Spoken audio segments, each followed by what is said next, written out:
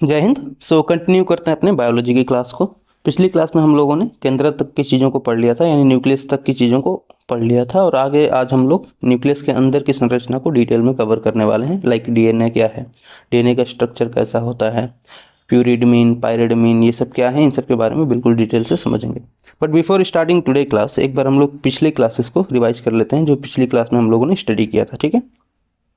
So in last class we discussed about protoplasm. we discuss about protoplasm.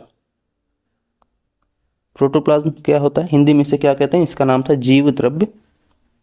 जीव द्रव्य, ठीक। ये कितने तरह का था? तो इसको हमने देखा था, it was in two category, दो तरह का था ये।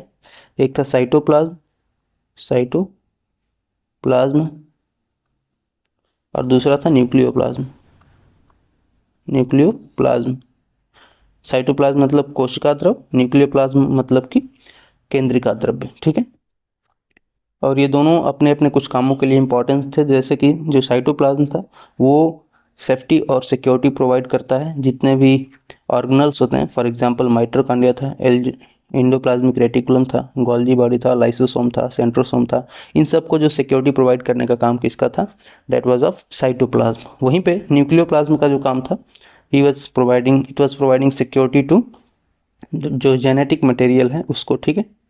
जेनेटिक मटेरियल जो सेल के अंदर, डीएनए के अंदर मौजूद रहता है, उसको सेफ्टी और सिक्योरिटी प्रोवाइड करने का काम किसका है?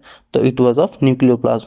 इसके साथ ही हमने देखा था कि यदि न्यूक्लियोप्लाज्म में कमी होती है, यदि हमारी बॉडी में जीव द्रव्य की कमी होती है, तो 1% की यदि पानी की कमी हो जाए सेल के अंदर, तो वी फील थर्स्टी, हमें प्यास लगती है। वहीं पे यदि पानी की कमी बहुत ज़्यादा होने लगे, 2 से 3% तक, तो डायरिया जैसी बीमारियां हमें हो सकती हैं, ठीक है। और यदि 5 से 10% तक की पानी की कमी हो जाए हमारे बॉडी में, so then it is death. और डेथ किससे होती है? तो it is of due to dehydration. किससे होती है? डिहाइड्रेशन से। मतलब शरीर के अंदर का पानी सारा खत्म हो गया एंड देन वी डाई। तो ये प्रोटोप्लाज्म के बारे में हमने इतना सब कुछ पढ़ा था। Then we studied about plastid. Plastid के बारे में हम लोगों ने नेक्स्ट समझा था। It was plastid. प्लास्टिड कितने तरह का था? तो it was of 3 types: chromoplast, chromoplast, chloroplast and leucoplast, ठीक है। 3 तरह की प्लास्टिड को हमने समझा था: क्रोमोप्लास्ट, क्लोरोप्लास्ट और ल्यूकोप्लास्ट। क्रोमोप्लास्ट का क्या काम था? तो इट गिव्स कलर, ठीक है, कलर प्रोवाइड करता है। फॉर एग्जांपल हम लोगों ने कई सारे पिगमेंट्स को पढ़ा था क्रोमोप्लास्ट के अंदर, जैसे एक जेंथोफिल था। ये क्या करता है? तो जितने भी फ्रूट्स, फ्लावर्स में येलो कलर होता है उनको प्रोवाइड करने का काम करता है जेंथोफिल। वैसे ही बीटानिन होता है। बीटानिन क्या करता है? तो ये रेड कलर प्रोवाइड करता है बीट रूट के अंदर, ठीक है। वैसे ही कैरोटीन है, ये गाजर के अंदर लाल रंग प्रोवाइड करता है। और वैसे ही आपको लाइकोपेन दिखेगा जो कि टमाटर और मिर्च, इनको रेड कलर प्रोवाइड करता है। तो अलग अलग पौधों में जो फलों का रंग अलग अलग तरह का होता है, वो किसकी वजह से होता है? क्रोमोप्लास्ट की वजह से होता है। क्रोमोप्लास्ट एक तरह का प्लास्टिड है, ठीक है। इसमें कई तरह के छोटे छोटे पिगमेंट्स हैं। ये पिगमेंट्स ही क्या करते हैं कि कलर डिसाइड करते हैं। इनका कॉम्बिनेशन होता है, वो कलर डिसाइड करता है। वैसे ही जो सेकेंड प्लास्टिड था, that was chloroplast. Chloroplast basically इसका कलर कैसा होता है? इसमें जो पिगमेंट है उसका नाम है क्लोरोफिल, क्लोरोफिल। और इस पिगमेंट का कलर कैसा होता है? तो it is of green colour. कहाँ पाया जाता है? तो लीव्स में पाया जाता है, ठीक है, पत्तियों में। इसलिए पत्तियों का रंग कैसा होता है? हरा रंग होता है।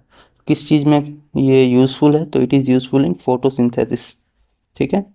फोटोसिंथेसिस की प्रोसेस से क्या फॉर्म करता है? तो फूड का फॉर्मेशन करता है प्लांट्स के लिए, ठीक है।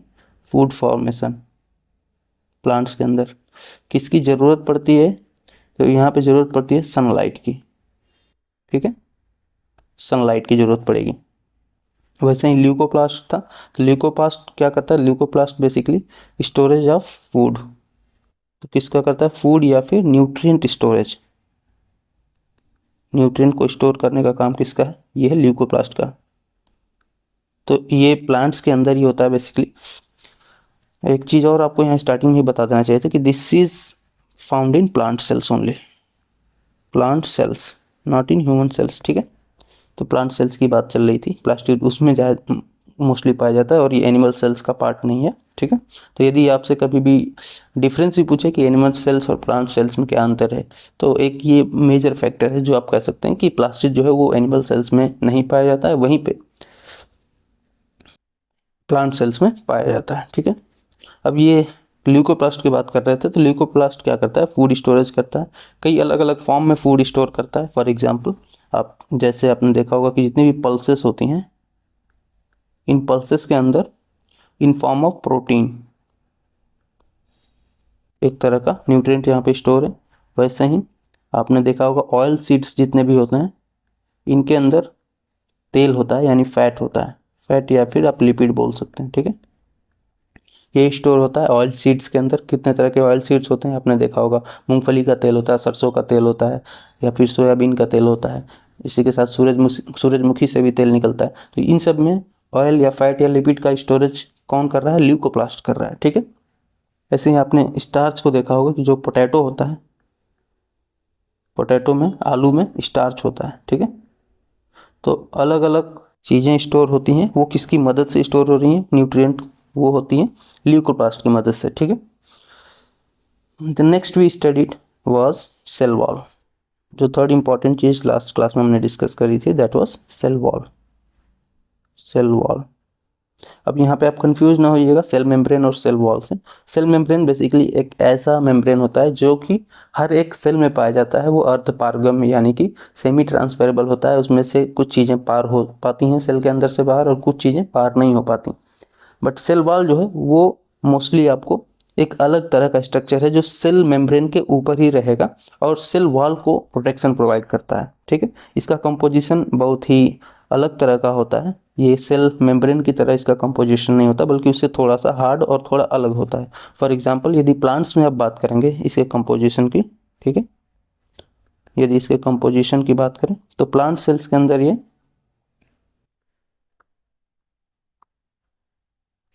ग्लूकोज का बना, सेलुलोज का बना होता है। किसका बना होता है, सेलुलोज का बना होता है, ठीक है।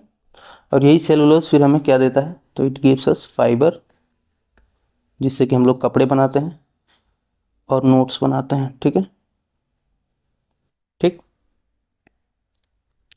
वहीं पे जब हम फंजाई की बात करते हैं, फंजाई, तो इसके अंदर जो सेलुलोज है दैट इज डिफरेंट, ये थोड़ा सा अलग तरह से बना हुआ था, इसका कंपोजिशन अलग है। ये बना होता है काइटिन का, किसका, काइटिन का बना होता है। और जब हम बात करते हैं बैक्टीरिया वगैरह की, ठीक है, तो इनके अंदर जो सेल वॉल बना होता है that is made up of peptidoglycan, peptidoglycan, ठीक है। तो ये कुछ इंपॉर्टेंट चीज़ें हमने पढ़ी थी लास्ट क्लास में। इसके साथ ही हम लोगों ने डिफरेंसेस भी देखे थे, कुछ डिफरेंसेस थे, जैसे कि हम लोगों ने एक डिफरेंस अंडरस्टैंड किया था प्लांट सेल्स और एनिमल सेल्स में, plant cells versus animal cells, क्या क्या डिफरेंसेस थे एक बार क्विक रिवाइज करिए मेरे साथ। जैसे कि जो प्लांट सेल्स होती हैं वो जनरली बड़ी होती हैं, वहीं पे जब हम एनिमल सेल्स की बात करते हैं वो छोटी होती हैं साइज में। इसके साथ ही हम लोगों ने ये भी देखा था कि जो प्लांट सेल्स होती हैं वो एक तरह से चौकोर होती हैं, रेक्टेंगुलर होती हैं। वहीं पे जब हम एनिमल सेल्स की बात करते हैं तो that is circular in nature. Plant cells के बाद सेल वॉल होता है, एनिमल सेल्स के बाद सेल वॉल नहीं होता। और ऐसे भी कई और, प्लांट सेल्स के पास सिलिया और फ्लैजिला नहीं होता, वो यानी कि वो मूव नहीं कर सकते। वहीं एनिमल सेल्स के पास सिलिया और फ्लैजिला होता है। प्लांट सेल्स में प्लास्टिड पाया जाता है, एनिमल सेल्स में प्लास्टिड नहीं पाया जाता है। तो ये कुछ कॉमन डिफरेंस हमने देखा था प्लांट सेल्स और एनिमल सेल्स के बीच में। वहीं जो नेक्स्ट डिफरेंस हम लोगों ने स्टडी किया था that was in eukaryotic sales and prokaryotic cells, eukaryotic and prokaryotic cells, eukaryotic versus pro eukaryotic.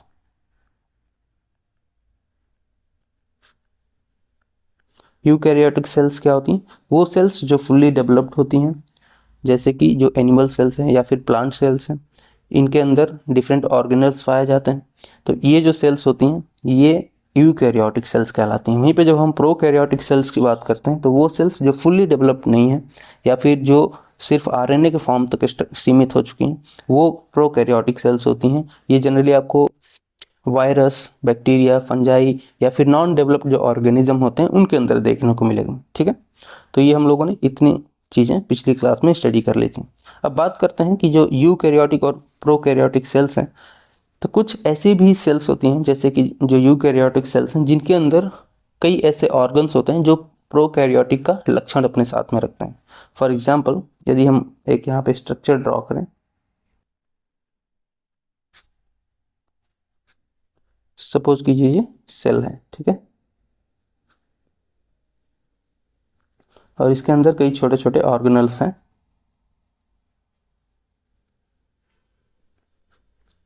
For example यहाँ पे है माइटोकॉन्ड्रिया, यहाँ पे है इंडोप्लाज्मिक रेटिकुलम, इसी इंडोप्लाज्मिक के ऊपर छोटे छोटे राइबोसोम होते हैं, नीचे है मान लो एक गोल्जी बॉडी है, लाइसोसोम है, सेंट्रोसोम है, वैक्यूल्स हैं, प्लास्टिड है।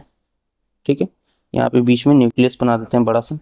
ठीक है, तो ये सारे एक सेल के अंदर ऑर्गन्स हैं। ठीक है, ये एक सेल है और इसके अंदर छोटे छोटे ऑर्गेनल्स आपको दिखाई दे रहे हैं और सबका अलग अलग काम है, सबका अलग अलग फंक्शन है। जैसे कि यहाँ पे हम देख पा रहे हैं कि जो माइटोकॉन्ड्रिया होता है, ठीक है, इसका क्या काम है? तो ये बेसिकली पावर हाउस कहलाता है। ठीक है, पावर हाउस क्यों? क्योंकि एटीपी फॉर्मेशन करता है ना, एटीपी का फॉर्म करेगा और एटीपी के थ्रू पूरे जो अदर सेल ऑर्गन्स हैं जैसे इंडोप्लाज्मिक रेटिकुलम हुआ, राइबोसोम, गोल्जी बॉडी, इन सबको एनर्जी प्रोवाइड करता है in the form of ATP, जिससे कि ये सभी अपना काम कर सकें।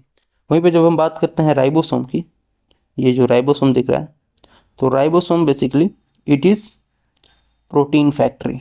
क्या कहलाता है ये? Protein factory of the cell, protein factory of cell, यानी कि सेल के अंदर जो प्रोटीन का फॉर्मेशन कर रहा है वो कहलाता है राइबोसोम। ठीक, लेकिन यहाँ पे एक बात आपको समझनी चाहिए कि ये जो माइटोकॉन्ड्रिया है, ये जो एनर्जी बना रहा है, ये सारी एनर्जी खुद को नहीं यूज कर रहा है, इसको तो पहले एनर्जी बनाना है और ये एनर्जी सबको डिस्ट्रीब्यूट करना है। तो इसे भी काम करते रहना है और इसे एनर्जी डिस्ट्रीब्यूट भी करना है।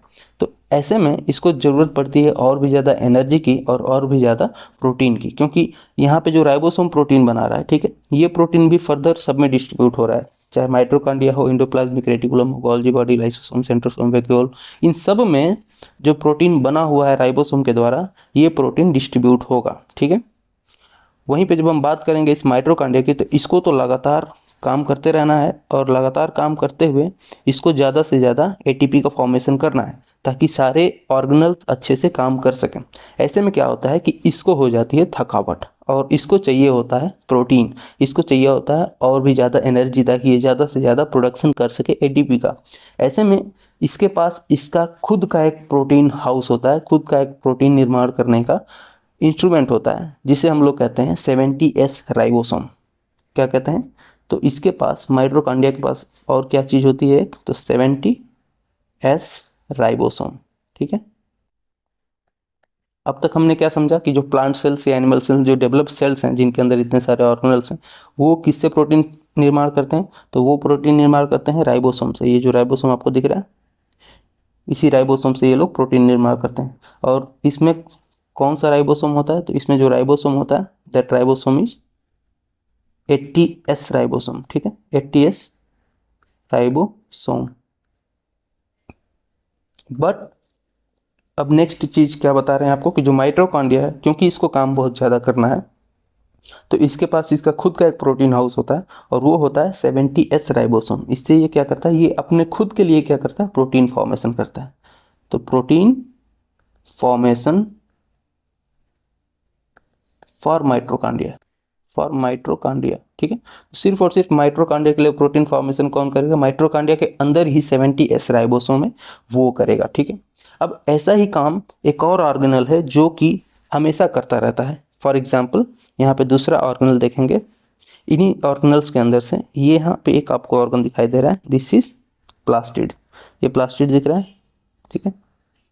तो जैसे एनिमल सेल्स के अंदर जो माइटोकॉन्ड्रिया का काम था एटीपी जनरेशन या पावर जनरेशन का, वैसे ही प्लांट सेल्स के अंदर जो पावर जनरेशन या फिर फूड प्रोसेसिंग का जो काम है वो होता है प्लास्टिड की मदद से।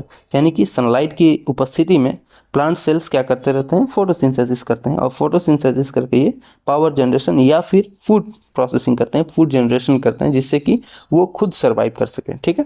तो ऐसे में प्लास्टिड को भी एक्स्ट्रा वर्क करना है बाकी ऑर्गेनल्स की तुलना में, ठीक है। बाकी ऑर्गन्स को क्या करना है, उनको जब एनर्जी बनेगा तो गोल्गी बॉडी ट्रांसफर करेगा। लाइसोसोम कब काम करेगा, जब सेल डिवीजन या फिर सेल पे कोई सेल को ख़त्म करना होगा, तब की बात है लाइसोसोम की। सेंट्रोसोम को तब काम करना होगा जब कहीं पे कोई टुकड़ा मतलब सेल का डिस्टर्ब हो गया। तो ये लोग नॉर्मली बैठे रहते हैं, रिजर्व रहते हैं, बट ये जो है प्लास्टिड और माइटोकॉन्ड्रिया इनको कंटिन्यूसली वर्क करते रहना है, ठीक है।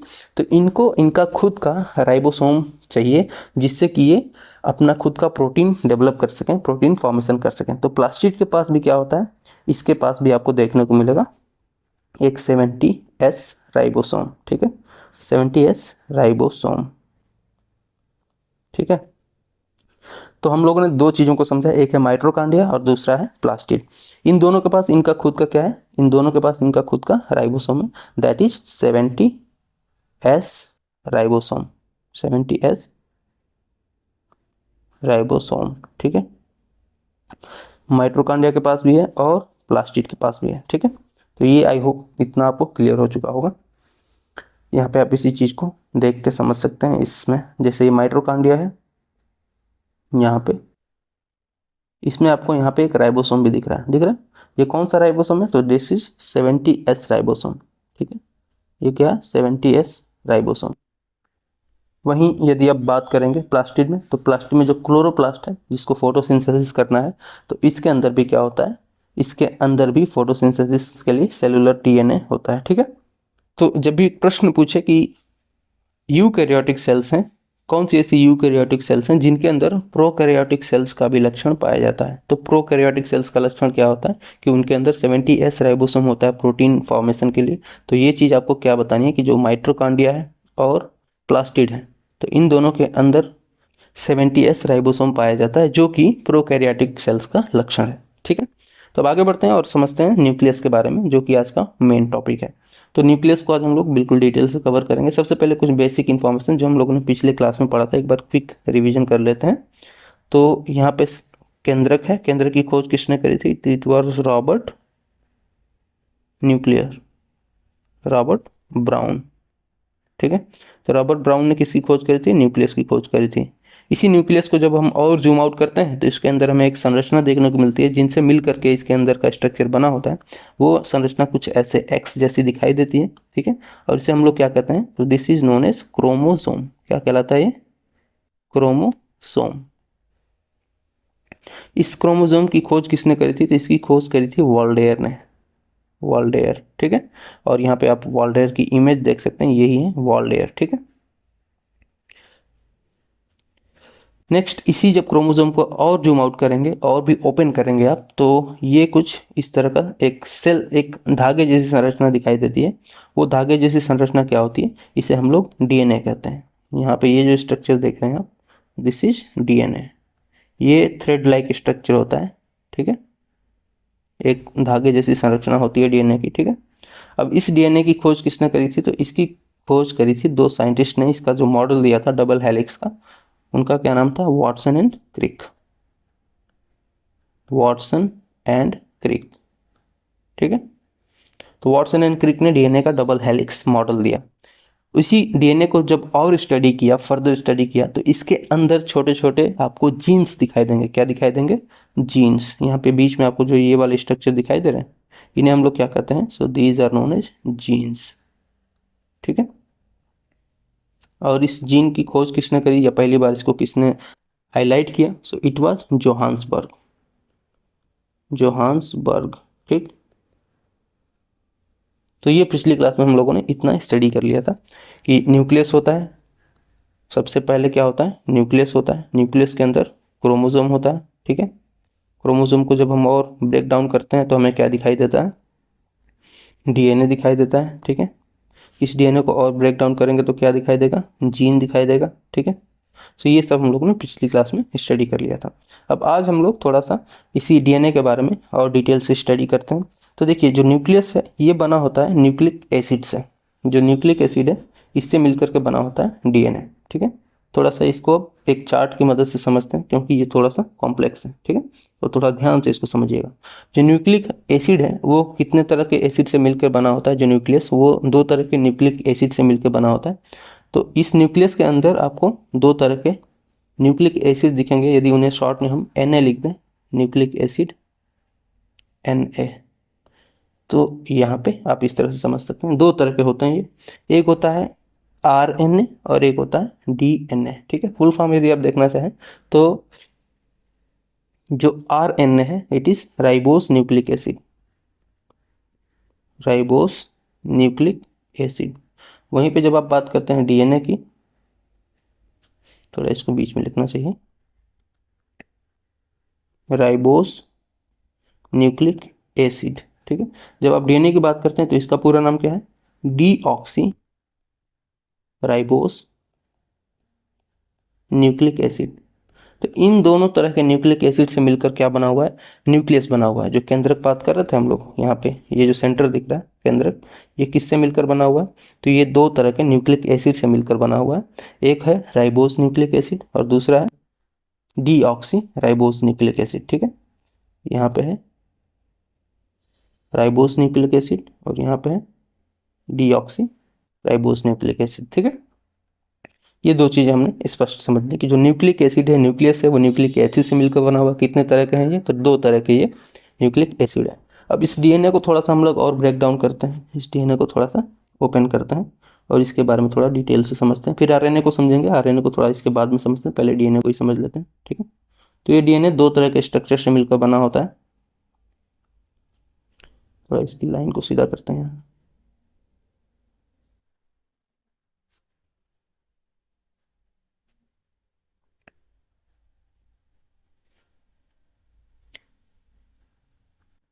इसमें 2 चीज़ें होती हैं इस डीएनए के अंदर, एक होता है फॉस्फेट ग्रुप,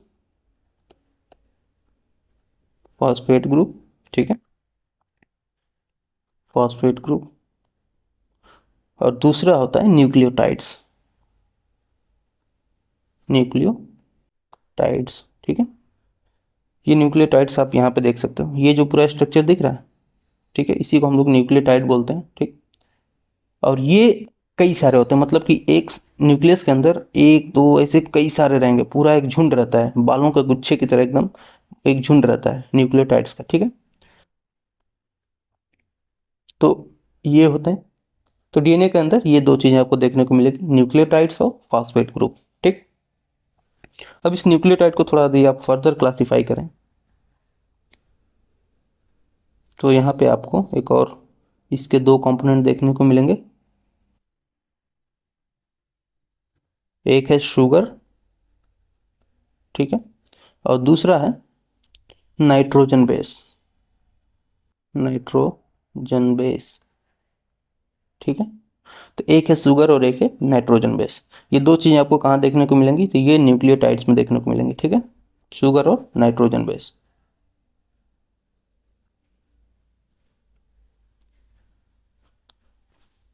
तो ये हमने न्यूक्लिक एसिड के अंदर का जो स्ट्रक्चर है, एक बेसिक जो कॉन्सेप्ट है वो देखा। इसमें एलिमेंट कौन सा है, तो एलिमेंट इसमें फॉस्फेट ग्रुप है, ठीक है। जब भी आपसे पूछे कि एलिमेंट कौन सा है तो एलिमेंट क्या याद रखना है कि element is phosphate group, phosphate group. जब बेस की बात करेगा तो बेस इसमें कौन सा है, तो बेस इज नाइट्रोजन बेस। अब यहाँ पे शुगर भी आप लोगों को देखने को मिल रहा है, इसको अब नेक्स्ट पेज पे थोड़ा सा कंटिन्यू करते हैं, यहाँ पे ये कंप्लीटली भर चुका है। नेक्स्ट पेज पे डीएनए की जो बात थी इसको हम लोग अच्छे से कवर करते हैं। डीएनए हमने देखा कि ये 2 तरह का, एक है न्यूक्लियोटाइड से मिलकर बना है और दूसरी तरफ हम लोगों ने फॉस्फेट ग्रुप को देखा था, फॉस्फेट ग्रुप, ठीक। न्यूक्लियोटाइड्स को जब हमने फर्दर ब्रेक किया तो यहाँ पे दो स्ट्रक्चर आपको देखने को मिला, एक था शुगर और दूसरा था नाइट्रोजन बेस। ठीक, ओके। तो डीएनए के अंदर ये दो चीजें आपको देखने को मिली, शुगर और नाइट्रोजन बेस।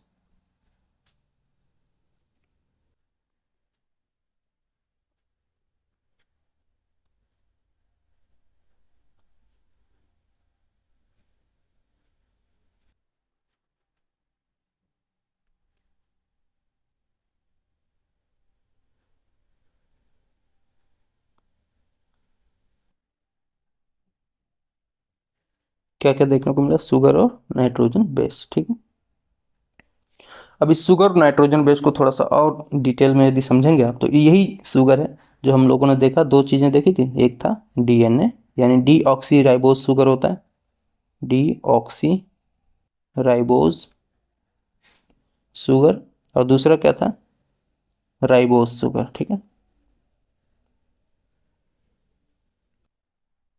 तो दो तरह के शुगर हैं यहाँ पे, डीऑक्सी राइबोज शुगर और राइबोज शुगर। ठीक है, इन दोनों शुगर से मिलकर के बना हुआ है डीएनए।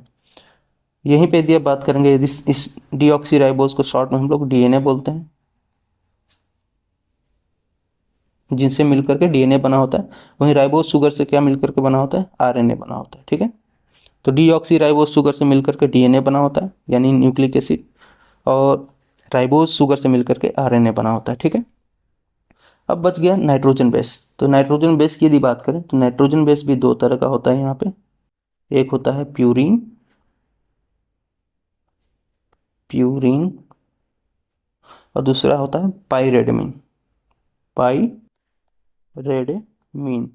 ठीक है, प्यूरिन और पाइरेडेमिन फर्दर ये दो दो अलग अलग स्ट्रक्चर से मिलकर बने होते हैं, केमिकल कंपोजिशन होता है बेसिकली। क्या क्या है एक बार इसको भी यहाँ पे देखिए। तो प्यूरिन बना होता है एडिनिन और गुआनिन से। ठीक है, एडिनिन और गुआनिन से मिलकर बना होता है प्यूरिन।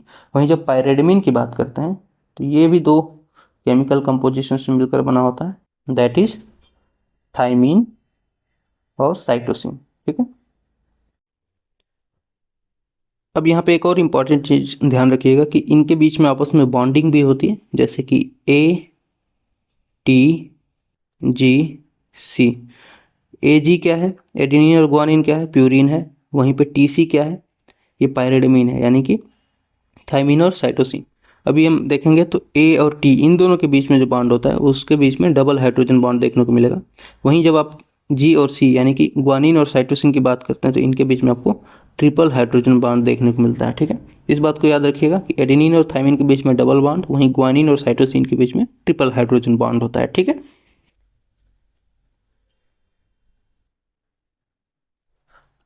कि डीएनए बना कैसे है, क्या क्या है डीएनए के अंदर, तो न्यूक्लियोटाइड्स हैं। कौन कौन से हैं न्यूक्लियोटाइड्स, एक है शुगर और दूसरा है नाइट्रोजन बेस। वहीं पे जब हम फॉस्फेट ग्रुप की बात करते हैं तो इसमें ग्रुप कौन सा है, एलिमेंट कौन सा है, तो इट इज फॉस्फेट ग्रुप। ठीक है, फॉस्फेट ग्रुप। ठीक है, तो फास्फोरस एलिमेंट है जिससे कि मिल करके ये पूरा डीएनए बना होता है। इसी फास्फोरस को हम लोग बैकबोन भी बोलते हैं, क्या बोलते हैं, backbone, backbone of DNA, backbone of DNA. क्यों बोलते हैं, क्योंकि ये भी आप देखेंगे जो इसका स्ट्रक्चर तो समझ में आएगा काफ़ी चीज़ें। यहाँ पे आइए देखिए, हमने किस किस चीज़ की बात करी, तो हमने बात करी न्यूक्लियोटाइड्स की। न्यूक्लियोटाइड्स में हमने देखा कि शुगर है, ठीक है, फॉस्फेट ग्रुप है, नाइट्रोजन बेस है। ये तीन चीज़ों से मिल करके क्या बना हुआ है, अपना डीएनए बना हुआ है। तो देखिए यहाँ पे ये वाला जो आपको दिख रहा है ये स्ट्रक्चर, ठीक, जो बेंड होकर के ऐसे बना हुआ है, इसमें यहाँ पे ये वाला स्ट्रक्चर की बात कर रहा हूँ। ठीक है, ये जो स्ट्रक्चर दिख रहा है बाहर वाला, ठीक है, जिसके अंदर न्यूक्लियोटाइड्स अरेंज्ड है। तो ये स्ट्रक्चर किससे मिलकर बना हुआ है, तो ये है शुगर का फॉस्फेट जो हम लोगों ने बात करी थी। ठीक है, तो शुगर और फॉस्फेट से मिल करके बना होता है ये आउटर लेयर। ठीक, इसी आउटर लेयर की वजह से, जिससे ये शुगर और फॉस्फेट से मिलकर बना हुआ है, इसकी वजह से इसे हम लोग क्या कहते हैं, इसे हम लोग कहते हैं backbone of DNA, backbone of DNA, DNA RNA जो भी बोले। तो डीएनए बैकबोन क्यों कहलाता है? क्योंकि इसके अंदर ही सारी इंफॉर्मेशन स्टोर्ड है। यहाँ पे आप देखिए जो न्यूक्लियो बेसेस हैं, इसमें नाइट्रोजन के जो बेस बने हुए हैं यहाँ पे एटीजीसी वाले, प्यूरिन और पायरिडमीन के, ये कहाँ पे अरेंज्ड हैं? तो ये इसी सुगर फास्फेट के इस बॉन्ड के बीच में, ठीक है। इनके बीच में कौन अरेंज है? तो इसके अंदर जो नाइट्रोजन का बेस है वो अरेंज है। और इसमें क्या है, इसके अंदर सारी की सारी जो इंफॉर्मेशन स्टोर्ड है, जेनेटिक कोड है, वो अरेंज रहता है इनके बीच में। तो इसलिए इसे हम लोग क्या कहते हैं? इसे हम लोग कहते हैं carrier of the genetic information in the upcoming generation, ठीक है। तो आने वाली जनरेशन में इंफॉर्मेशन कौन कैरी करके लेके जाता है? तो डीएनए या फिर आरएनए, ठीक। तो यदि डीएनए और आरएनए इन दोनों के बीच में डिफरेंस की बात करें तो काफ़ी बेसिक डिफरेंस है इन दोनों में। जैसे कि यदि आप डीएनए की बात करते हैं तो ये डबल हेलिक्स है, यहाँ पे ये दोनों आपको सुगर फास्फेट का जो ये आपको दिख रहा है, ये यहाँ पे डबल हेलिक्स बनाता है। वहीं जब आरएनए की बात करते हैं तो यहाँ पे ये एक सिंगल हेलिक्स की तरह होता है और इसके अंदर न्यूक्लियोटाइड्स अरेंज्ड होते हैं, ठीक है। एक और इम्पॉर्टेंट इन दोनों में डिफरेंस है, वो ये है कि जो डीएनए है इसमें आपको एटीजीसी देखने को मिलेगा, यानी कि एडेनिन, थाइमिन, गुआनिन और साइटोसिन। वहीं पे जब आप बात करते हैं आरएनए की तो वहाँ पे आपको एडेनिन, यूरेसिल, गुआनिन और साइटोसिन देखने को मिलेगा। यानी कि यूरेसिल जो है वो रिमूव करता है थाइमिन को, यानी कि जब इस डीएनए वाले पोर्शन से थाइमिन को हटा करके उसकी जगह पे यूरेसिल ऐड कर दिया जाता है तो then it becomes the DNA, then it becomes the RNA structure, okay. तो आई होप आप लोगों को ये कॉन्सेप्ट समझ में आएगा। एक बार इसको क्विक रिवाइज कर देता हूँ। न्यूक्लिक एसिड है, कितने तरह का होता है? दो तरह का। एक होता है राइबोज न्यूक्लिक एसिड, दूसरा है डीऑक्सी राइबोज न्यूक्लिक एसिड। जो कहाँ पे मिलेगा आपको? एक सेंटर या फिर केंद्र के अंदर, न्यूक्लियस के अंदर मिलता है, ठीक है। यहीं पे जब हमने डीएनए को और भी ज़्यादा डिकोड करने की, डीऑक्सी राइबोज न्यूक्लिक एसिड को डिकोड करने की कोशिश करी तो हम लोगों को दो चीज़ें यहाँ पे देखने को मिली। एक था न्यूक्लियोटाइड से मिलकर बना होता है, एक फॉस्फेट ग्रुप से मिलकर बना होता है, ठीक है। तो इन दोनों चीज़ों को जब फिर से हमने फर्दर जब ओपन किया तो हमने न्यूक्लियोटाइड्स के बारे में समझा कि न्यूक्लियोटाइड्स ये दो चीज़ों से मिलकर बना होता है, शुगर और नाइट्रोजन बेस से। वहीं जो फॉस्फेट ग्रुप होता है वो एक लेयरिंग का काम करता है जिसके अंदर ये दोनों न्यूक्लियोटाइड्स अरेंज हो पाते हैं, ठीक है। यहाँ पे फर्दर हमने डीएनए को और भी ज़्यादा अच्छे से ओपन करके समझा कि डीएनए के अंदर का स्ट्रक्चर कैसे बना होता है। तो शुगर होता है, नाइट्रोजन बेस होता है, फॉस्फेट होता है और नीचे मिल करके ये पूरा जो डीएनए का स्ट्रक्चर है वो बना होता है। साथ ही हमने देखा कि आरएनए में थाइमीन की जगह पे जो नाइट्रोजन बेस है थाइमीन, उसको यदि हम यूरेसिल से रिप्लेस कर देते हैं तो आरएनए का स्ट्रक्चर तैयार हो जाता है, आरएनए बन जाता है, ठीक है। तो ये बेसिक इन्फॉर्मेशन हम लोगों ने इतनी समझ ली आरएनए और डीएनए के बारे में। आई होप आपको ये क्लियर होगा। अब आगे बढ़ते हैं और समझते हैं नेक्स्ट। और यहाँ पे ये बॉन्ड वाली चीज़ें भी ध्यान रखिएगा कि एडेनिन और थाइमिन के बीच में डबल हाइड्रोजन बॉन्ड होगा, वहीं ग्वानिन और साइटोसिन के बीच में ट्रिपल हाइड्रोजन बॉन्ड होता है, ठीक है। ये प्रश्न बनते हैं यहाँ से, इसलिए मैंने ये सब चीज़ें क्लियर कर दी आप लोगों को। बैकबोन भी इसे बोलते हैं। क्यों बैकबोन बोलते हैं? फॉस्फेट और डीऑक्सीराइबोज शुगर को क्यों बैकबोन बोलते हैं ये मैंने आपको समझाया, क्योंकि इसी के अंदर सारे के सारे जो जेनेटिक कोड हैं वो स्टोर्ड हैं, इसलिए इसको हम लोग क्या कहते हैं? Backbone of the genetic carrier, ठीक है।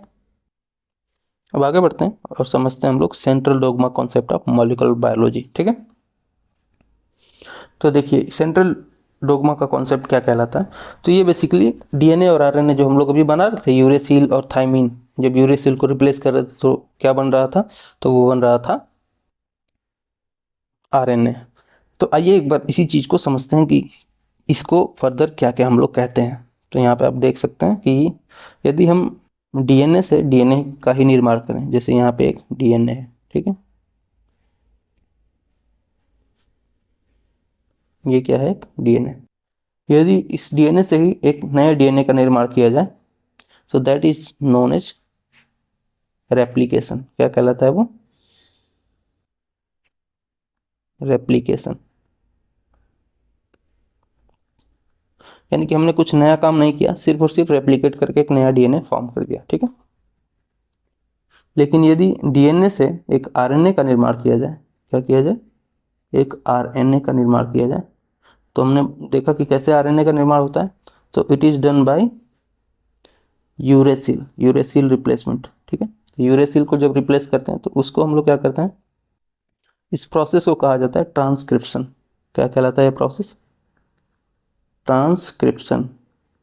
ठीक है।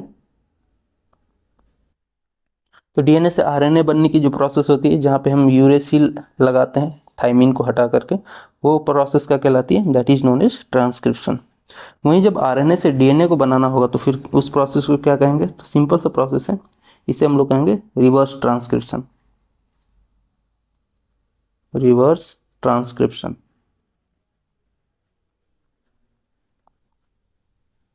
ठीक।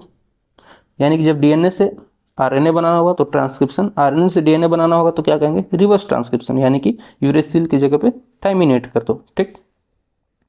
अब इस आरएनए से फर्दर क्या बनता है? तो ये प्रोटीन फॉर्मेशन में हेल्प करता है। It helps in protein formation. ठीक है। यहाँ पे आप लिख सकते हो प्रोटीन। ठीक है। और इस प्रोसेस को क्या बोलते हैं हम लोग? प्रोटीन फॉर्मेशन की जो प्रोसेस है, इसको हम लोग बोलते हैं ट्रांसलेशन। क्या बोलते हैं? Translation. This process is known as translation. यानी कि ये ट्रांसलेट हो गया, अभी ये प्रोटीन से आरएनए नहीं बनेगा। ठीक है। ये एक अलग तरह के न्यूट्रिएंट फॉर्म में आ चुका है, ट्रांसलेट हो चुका है, बदल चुका है। ठीक है। इस बात को थोड़ा आप ध्यान रखिएगा। तो यहाँ पे कई सारे अलग अलग प्रोसेसेस हुई और उन प्रोसेसेस का अलग अलग नाम है। जैसे कि डीएनए से डीएनए का बनना रेप्लिकेशन कहलाता है, डीएनए से आरएनए का बनना ट्रांसक्रिप्शन कहलाता है, आरएनए से डीएनए का बनना रिवर्स ट्रांसक्रिप्शन कहलाता है, और आरएनए से प्रोटीन का बनना ट्रांसलेशन कहलाता है। ठीक है। इस कॉन्सेप्ट को हम लोग क्या कहते हैं? This concept is popularly known as central dogma concept of molecular biology. क्या कहलाता है ये कॉन्सेप्ट? Central dogma concept. ठीक है। Central dogma concept. ठीक है।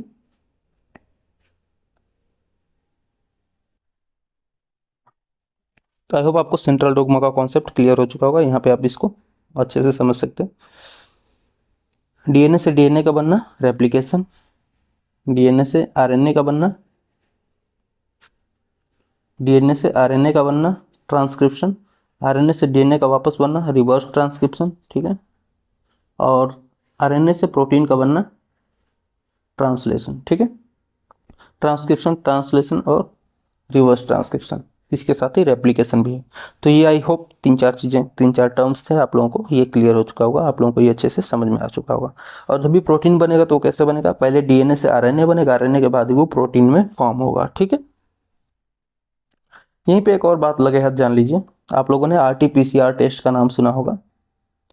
आरटीपीसीआर, ये टेस्ट आप लोगों ने कब कराया था? तो कोरोना के समय पे आरटीपीसीआर टेस्ट होता है। ये क्या होता है? इट इज रिवर्स ट्रांसक्रिप्शन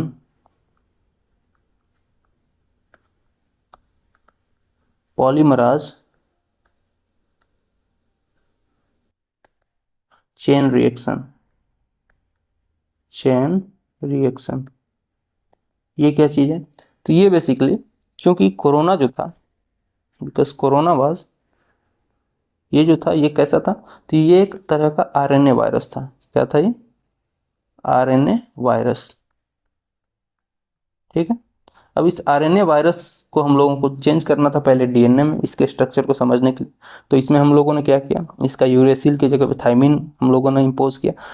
तो इस तरह का प्रोसेस क्या कहलाएगा? रिवर्स ट्रांसक्रिप्शन कहलाएगा, क्योंकि आरएनए से हम लोग उसका डीएनए बना रहे हैं, मतलब रिवर्स ट्रांसक्रिप्शन कर रहे हैं। ठीक है। आरएनए वायरस था कोरोना, इससे हम लोगों ने क्या बनाया?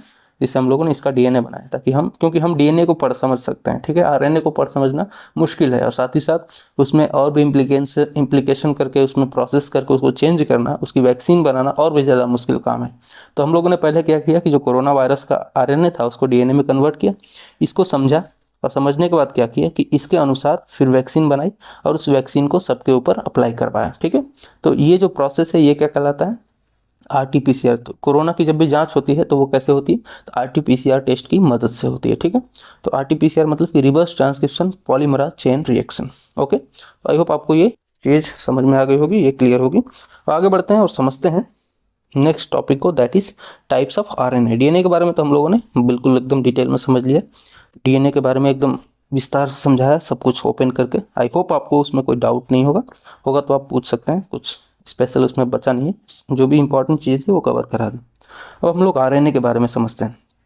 तो देखिए आरएनए हम लोगों ने यहाँ भी देखा कि आरएनए के बाद क्या बन रहा है, प्रोटीन बन रहा है, ठीक है, क्या बन रहा है, प्रोटीन। तो आरएनए किस में हेल्पफुल होगा, प्रोटीन फॉर्मेशन में हेल्पफुल होगा। प्रोटीन का यूनिट क्या होता है, जैसे हमारी लाइफ का यूनिट क्या है, तो लाइफ का यूनिट है सेल्स। जो छोटे छोटे सेल्स हैं उनसे मिलकर के लाइफ बनी हुई है, ऑर्गन्स बने हुए हैं, उससे हम लोग की पूरी बॉडी में फंक्शन होता है, अलग अलग तरह के काम होते हैं, ठीक है। वैसे ही आरएनए क्या बनाता है, प्रोटीन का फॉर्मेशन करता है। वैसे जब प्रोटीन को पूछा जाए कि प्रोटीन का बेसिक कंपोनेंट क्या है, बेसिक यूनिट क्या है, प्रोटीन किनसे मिलकर बना हुआ है, तो it is made up of amino acids. किससे मिलकर के बना होता है, तो यदि आप प्रोटीन की बात करें, यदि आप प्रोटीन की बात करें तो ये किससे मिलकर बना होता है, it is made up of amino acid, amino acids. ये अमीनो एसिड्स दो तरह के होते हैं, एक होते हैं इसेंशियल्स और एक होते हैं नॉन इसेंशियल्स, ठीक है। नॉन इसेंशियल्स अमीनो एसिड्स, ये बेसिक यूनिट है अमीनो एसिड जिनसे मिलकर के प्रोटीन बना हुआ है, ठीक है। अब यहाँ पे आपको मान लीजिए 10 अमीनो एसिड आपको इसेंशियल्स चाहिए आपकी बॉडी में, और 10 जो है नॉन इसेंशियल्स हैं, ठीक है। ये जो नॉन इसेंशियल्स हैं ये हमारी बॉडी खुद बना लेती है, ठीक है। बॉडी क्या कर लेती है, फॉर्म कर लेती है। तो बॉडी के अंदर कौन सा बन जाएगा, नॉन इसेंशियल वाले सारे अमीनो एसिड बन जाएंगे। बट जब बात आती है इसेंशियल्स की, तो इसेंशियल्स वाले हमारी बॉडी खुद फॉर्म नहीं कर पाती है, ये हम लोगों को बाहर से लेना पड़ता है, यानी कि फूड, जो हम लोग बाहर खाना खाते हैं तो उससे क्या होता है, फूड की मदद से ये 10 तरह के जो इसेंशियल अमीनो एसिड्स हैं वो हमारी बॉडी में फॉर्म होते हैं, यानी कि हम लोग बाहर से ले रहे हैं, ठीक है, खाने से ले रहे हैं, और हमारी बॉडी खुद फॉर्म नहीं कर पा रही है, ठीक है। अब जब हम कुछ भी खा रहे हैं ना, उसमें जो ये 10 इसेंशियल्स अमीनो एसिड्स हैं, इनके बारे में जांच करना, इनको हमारे राइबोसोम तक पहुँच, क्योंकि राइबोसोम का काम क्या है, प्रोटीन का निर्माण करना। राइबोसोम को प्रोटीन निर्माण करने के लिए जो अमीनो एसिड्स चाहिए जिनसे मिल करके प्रोटीन बनेगा, वो कहाँ से आएंगे, वो फूड से मिलेंगे। और फूड्स को देखना, फूड्स को समझना, फूड्स को जांच करना, ये किसका काम हो जाएगा, ये काम हो जाएगा आपका आरएनए का, ठीक है। अब आरएनए यहाँ पे इसी कैटेगराइजेशन की वजह से 3 तरह का होता है जो ये चीज़ें बताता है। अब यहाँ पे देखिए, अब इसी फूड को, ये जो खाना आपने देखा, इसी खाने को स्टडी करने के लिए 3 तरह का आपको आरएनए दिखाई देगा। इसमें जो आ रहा है अमीनो एसिड्स उनको स्टडी करने के लिए, एक होगा mRNA, एक होगा tRNA और एक होगा rRNA, ठीक है। तो ये 3 तरह के राइबोसोम आपको दिखेंगे यहाँ पे।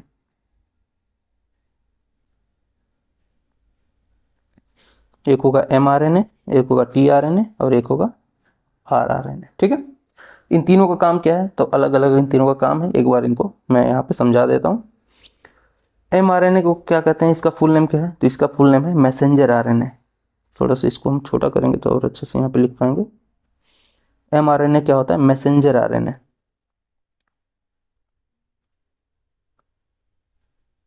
मैसेंजर आरएनए, मैसेंजर आरएनए का काम क्या है, तो खाने में जो अमीनो एसिड्स आए हैं उनको मैसेज को बताना, उनके मैसेज को राइबोसोम तक क्लिक करना, न्यूक्लियस को बताना कि देखिए ये जो खाना खाए हैं इसमें ये वाला अमीनो एसिड आया है, ये वाला अमीनो एसिड मिला है हमारी बॉडी को, इसको क्या करना है बताइए। तो न्यूक्लियस बोलता है टीआरएनए को।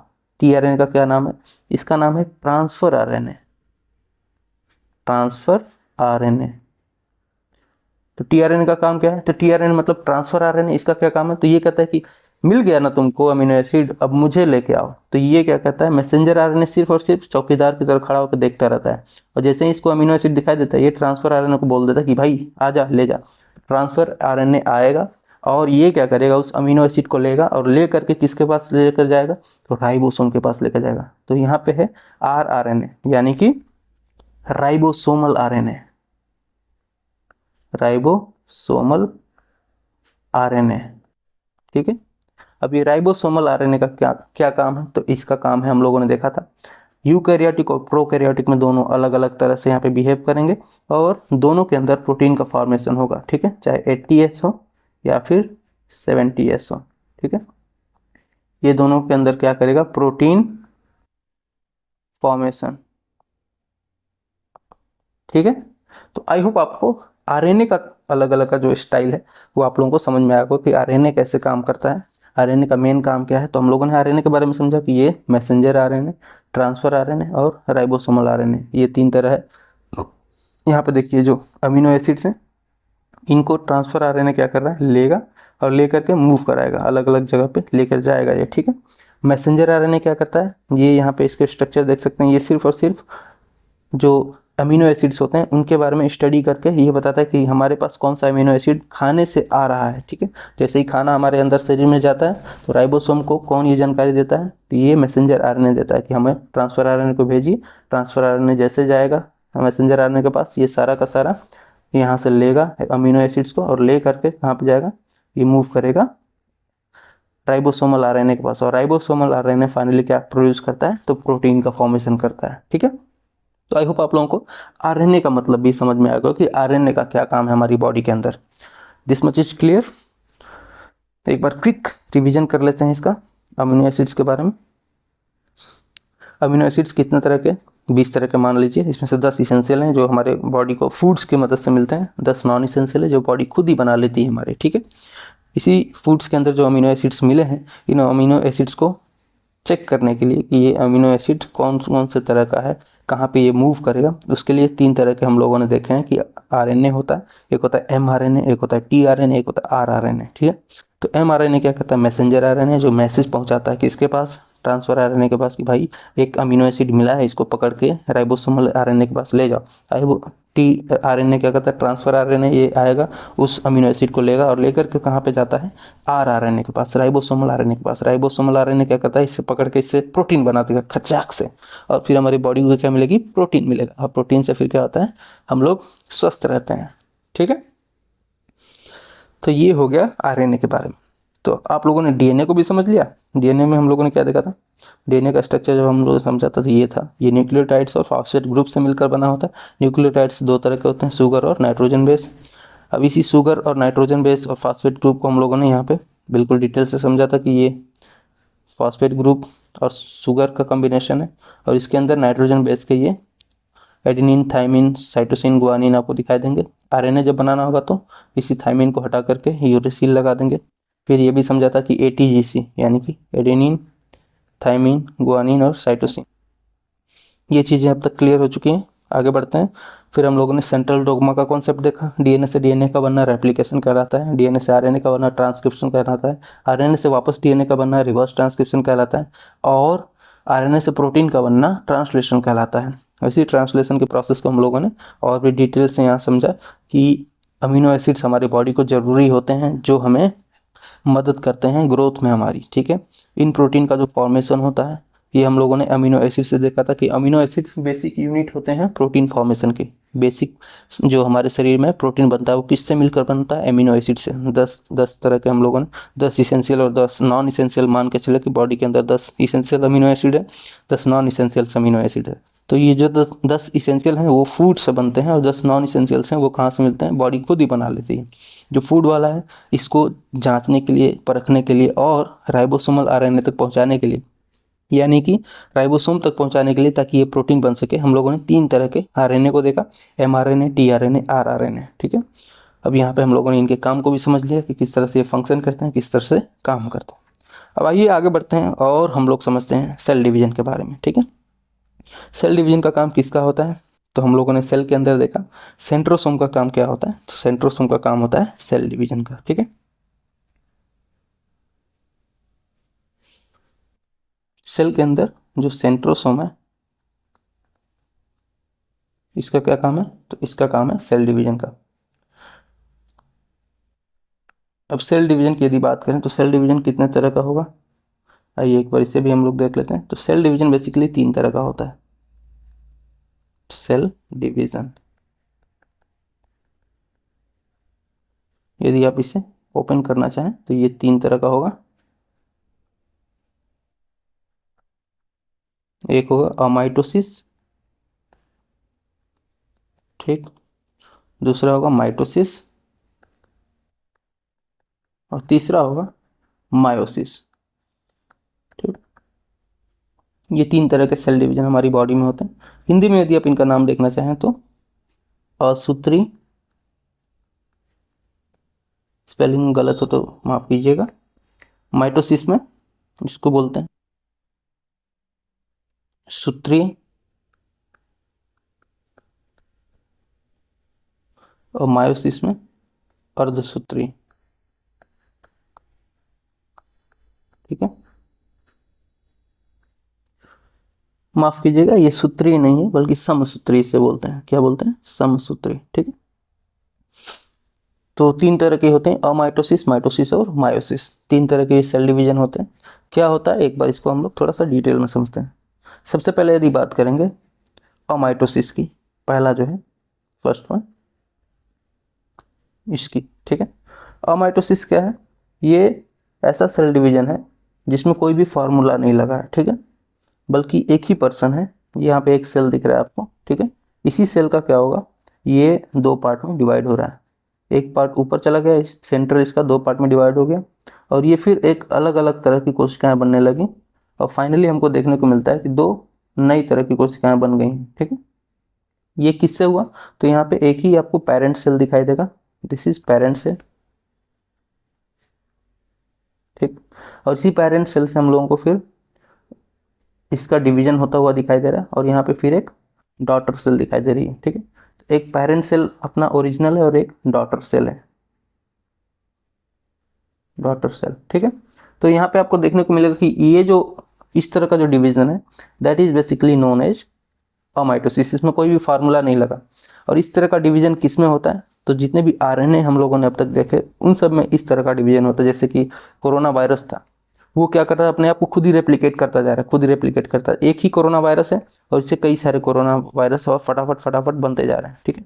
इसका एग्जाम्पल आप इस तरह से भी समझ सकते हो कि जैसे घर में जब रोटियां बनती हैं, ठीक है, तो आप लोगों ने देखा होगा कि जो रोटी है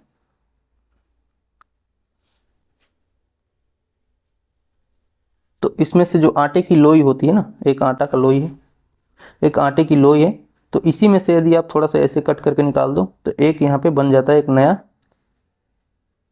आटे की लोई, और इसका एक खुद का एक न्यूक्लियस होगा आपका, ठीक है। तो इस तरह का जो सेल डिवीजन है वो कहाँ पे आपको देखने को मिलता है? ये अमाइटोसिस है, और देखने को मिलेगा आपको जनरली जितने भी वायरस हैं, फंजाई हैं, इन सब के अंदर, ठीक है। यूनिसेलुलर बेसिकली किसके अंदर होगा? यूनिसेलुलर ऑर्गेनिजम्स और कुछ सेल्स ड्यूरिंग रैपिड डिवीजन। तो इन सब के अंदर जो डिवीजन है वो अमाइटोसिस होता है। साथ ही आपको और एक चीज़ ध्यान रखनी है, इसमें न्यूक्लियस है वो डिवाइड होकर 2 फॉर्म में हो गया। यहाँ पे एक न्यूक्लियस था, यही यहाँ पे 2 न्यूक्लियस के रूप में बदल गया, यानी न्यूक्लियस खुद ही स्प्लिट हो चुका है, ठीक है। पेरेंट सेल है, यही पेरेंट सेल फर्दर डिवाइड होकर 2 डॉटर सेल में कन्वर्ट हो रही है, ठीक है। तो ये फर्स्ट कॉन्सेप्ट था जिसको हम लोग अमाइटोसिस करते हैं, जिसमें कोई भी फार्मूला नहीं है कि किस तरह से डिवीजन होगा। वहीं पे जब हम सेकेंड की बात करते हैं, जो सेकेंड वन है दैट इज माइटोसिस। ये माइटोसिस हम लोग कहते हैं समसूत्री को, यानी कि जितनी कोशिकाओं की क्षति हुई उतनी ही कोशिकाओं का निर्माण होना। फॉर एग्जाम्पल मान लीजिए आप क्रिकेट प्लेयर हैं, ठीक है,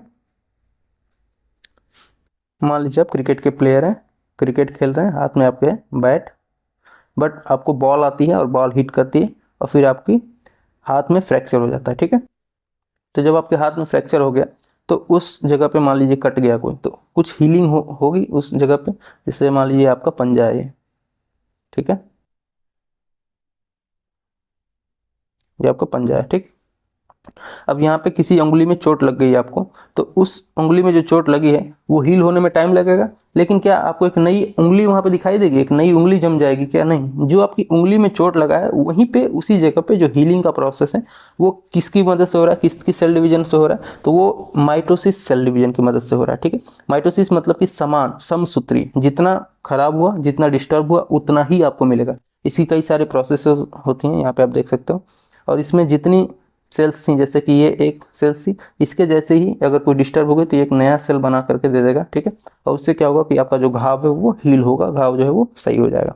तो जब भी एक्सीडेंट होता है उस तरह का जो, तो उन एक्सीडेंट्स में जो हीलिंग होती है वो कौन सा प्रोसेस है, वो माइटोसिस सेल डिवीजन की मदद से हो रहा है, ठीक है। जो थर्ड वन है दैट इज मायोसिस।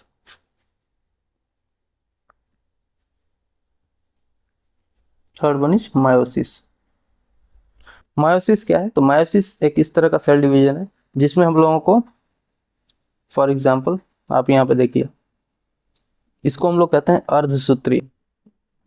अर्धसूत्री, अर्धसूत्री क्यों बोलते हैं, क्योंकि इसे आप यदि एक एग्जांपल के रूप में समझे, यहाँ पे है हमारे अंदर कितने क्रोमोसोम एक बॉडी के अंदर, तो होते हैं टोटल 46 क्रोमोसोम, ठीक है। तो मेल के अंदर भी 46 हो गए और फीमेल के अंदर भी कितने हो गए, 46 क्रोमोसोम, ठीक है, ये फीमेल है, ठीक है। लेकिन जब एक बच्चे का जन्म होता है तो इसके अंदर से भी मान लो 46 आ गया, इसके अंदर से भी 46 आ गया, ये टोटल कितना हो जाएगा, 92 क्रोमोसोम हो जाएंगे। लेकिन क्या एक ह्यूमन बॉडी में 92 क्रोमोसोम्स का होना पॉसिबल है, नहीं, साइंटिफिकली नॉट पॉसिबल। यदि 92 क्रोमोसोम हो जाएंगे तो फिर वो किस तरह की बॉडी फॉर्म, किस तरह का स्ट्रक्चर होगा, किसी को नहीं पता। तो हमारे अंदर 92 नहीं 46 ही क्रोमोसोम होते हैं, 23 जोड़े जो होते हैं हमारी बॉडी के अंदर। तो ऐसे में क्या करता है कि ऐसे में हम लोगों को यहाँ पे देखना है कि अर्धसूत्री इसे इसीलिए कहा जाता है कि यहाँ पे जो क्रोमोसोम है वो डिवाइड होंगे, हाफ हाफ डिवाइड होंगे, यानी कि यहाँ से फीमेल से 23 क्रोमोसोम मिलेंगे और मेल से 23 क्रोमोसोम मिलेंगे, और फिर इनसे क्या बनेगा, इनसे मिलेगा फिर से 46 क्रोमोसोम। तो यहीं पे हम लोगों को देखने को मिलता है कि कुछ कैरेक्टर माता के हमारे बच्चे के ऊपर दिखाई देते हैं, जैसे कि मम्मी की नाक बड़ी है तो बच्चे का भी नाक हो सकता है बड़ा हो, पापा की हाइट बड़ी हो तो पापा से कैरेक्टर हो सकता है बच्चे को मिला के बच्चे की हाइट जो है वो लंबी हो। तो जो कैरेक्टर्स आ रहे हैं वो कहाँ से आ रहे हैं, पेरेंट्स से आ रहे हैं, लेकिन आधा आधा डिवाइड होकर आ रहे हैं, आधा कैरेक्टर्स मदर का, आधा कैरेक्टर्स फादर का, यानी कि कुछ फिजिकल कैरेक्टर और कुछ फिजिकल कैरेक्टर मदर और फादर का स्प्लिट होकर के एक बच्चे के रूप में देखने को मिलता है, ठीक है। और यहाँ पे क्रोमोसोम का डिवीजन इसलिए जरूरी है क्योंकि यदि डिवीजन नहीं होगा तो फिर वो बच्चा सर्वाइव, क्योंकि हमारे अंदर 92 क्रोमोसोम नहीं हो सकते, तो यहीं पर इसलिए क्रोमोसोम का डिवीजन होता है और फिर उसी से हम लोगों को कैरेक्टर्स मिल रहे होते हैं। तो आई होप आप लोगों को मायोसिस भी समझ में आया होगा कि किस तरह से सेल डिवीजन यहाँ पे हो रहा है। तो जो जर्म सेल्स हैं यानी कि स्पर्म और एग्स, इसमें जब ये मिलते हैं फर्टिलाइज होते हैं तो इसमें किस तरह का हम लोगों को देखने को मिला, मायोसिस देखने को मिला, ठीक है। और मायोसिस में हम लोगों ने क्या समझा कि इसमें हाफ हो जाता है। तो आई होप आप लोगों को सेल डिवीजन भी समझ में आ गया होगा। और माइटोसिस जिसमें कोई भी फार्मूला नहीं लगाना है, और इस तरह के हम लोगों को कहाँ पे देखने को मिलता है इस तरह का सेल डिवीजन, तो it is basically in unicellular organism, जैसे कि वायरस हुआ, फंजाई हुई, इन सब में जो सेल डिवीजन है वो इस तरह का होता है। और जब हम बात करते हैं माइटोसिस की, तो माइटोसिस यानी कि समसूत्री, जब भी हमें कभी एक्सीडेंट हो गया, पैर हाथ टूट गया, ऐसे में जो सेल डिवीजन है जो उस चीज़ को हील कर रहा है, जितनी सेल्स की ज़रूरत है उतने ही सेल्स का फॉर्मेशन कर रहा है, तो दैट इज माइटोसिस। वहीं मायोसिस में अर्धसूत्री हमने देखा कि जब भी बर्थ हो रहा है, बच्चे का जन्म हो रहा है, तो वहाँ पे क्रोमोसोम को स्प्लिट करना है, आधा आधा लेके जाना है, तो आधा क्रोमोसोम मम्मी से, आधा क्रोमोसोम पापा से मिल करके वहाँ पे एक नए बेबी का बर्थ हो रहा है। इसलिए कुछ कैरेक्टर्स माँ के होते हैं, कुछ कैरेक्टर्स पिता के होते हैं बच्चे के अंदर, ठीक है। तो ये जो सेल डिवीजन है that is known as meiosis, ठीक। तो आई होप आप लोगों को सेल डिवीजन का भी कॉन्सेप्ट यहाँ पे क्लियर हो गया होगा। एक बार क्विक रिवीजन कर लेते हैं जो भी आज हमने स्टडी किया।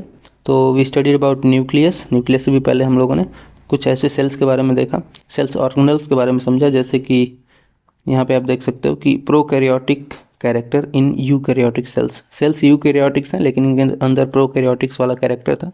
ये कहाँ पे देखने को मिला, तो माइटोकॉन्ड्रिया और प्लास्टिड के अंदर हम लोगों ने देखा। इन दोनों के अंदर 70S राइबोसोम होता है जिसकी मदद से ये एक्स्ट्रा प्रोटीन का फॉर्मेशन करते हैं और उसकी मदद से ये लगातार कार्य करते रहते हैं, काम करते रहते हैं।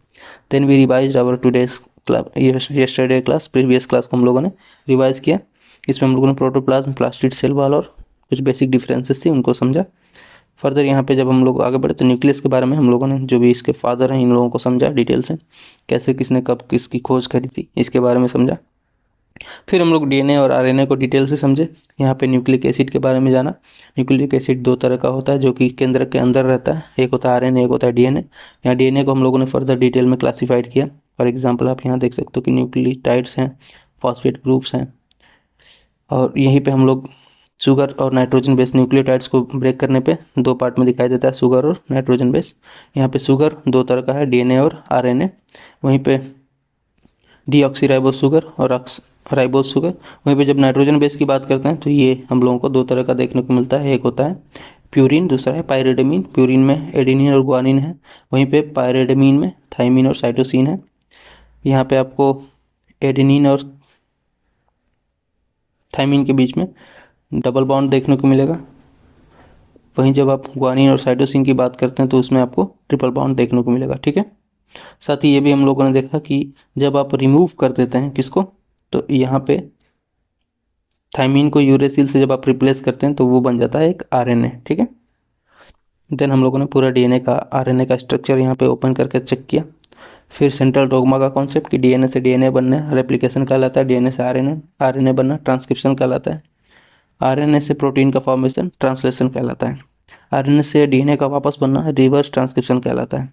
फिर हम लोगों ने आरएनए से प्रोटीन का बनना और अमीनो एसिड्स के बारे में समझा, और कैसे जो 3 तरह के आरएनए हैं वो प्रोटीन फॉर्मेशन में हेल्प करते हैं उनके बारे में डिटेल से समझा। फिर हम लोगों ने आरएनए के टाइप्स को पढ़ते हुए आगे सेल डिवीजन के बारे में समझा कि सेंट्रोसोम कैसे सेल का डिवीजन करता है। फिर ये 3 तरह के सेल डिवीजन और माइटोसिस और मायोसिस के बारे में समझा, ठीक है। तो ये आज की क्लास का क्विक रिवीजन था। मिलेंगे अगली क्लास में, तब तक के लिए जय हिंद।